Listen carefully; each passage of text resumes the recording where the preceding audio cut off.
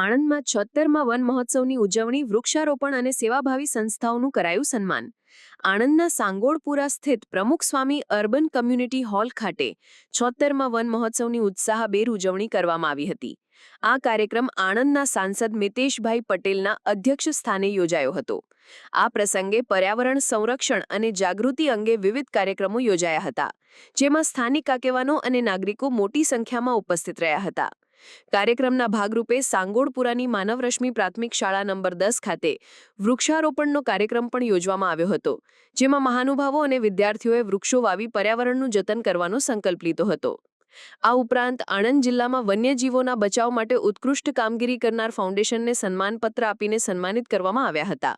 આ કાર્યક્રમમાં આણંદના ધારાસભ્ય યોગેશભાઈ પટેલ અને કર્મસદ આણંદ મહાનગરપાલિકાના ડેપ્યુટી કમિશનર એસ.કે. ગરવાલ પણ ઉપસ્થિત રહ્યા હતા. આ ઉજવણીનો મુખ્ય ઉદ્દેશ પર્યાવરણ પ્રત્યે લોકોમાં જાગૃતિ લાવવાનો અને વૃક્ષારોપણના મહત્વને ઉજાગર કરવાનો હતો.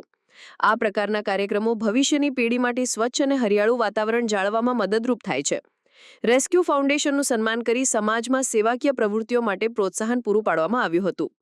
પર્યાવરણ બચાવો અભિયાન આપણે ચાલુ રાખીશું અને પર્યાવરણ માટે આપણા ઘર હોય, ઘરમાં ગાર્ડન હોય કે આપણા ખેતરમાં હોય, આપણે એક વૃક્ષ માં કે નામ રોપીશું અને એની માવજત પણ કરીશું. ફક્ત વૃક્ષ રોપીને આપણે છૂટી નથી જવું, એની માવજત કરીશું. વૃક્ષ મોટું થાય ત્યાં સુધી એની જાળવણી કરીશું એવી વિનંતી આપણા પ્રધાનમંત્રી નરેન્દ્રભાઈ મોદી સાહેબ કરતા હોય ત્યારે.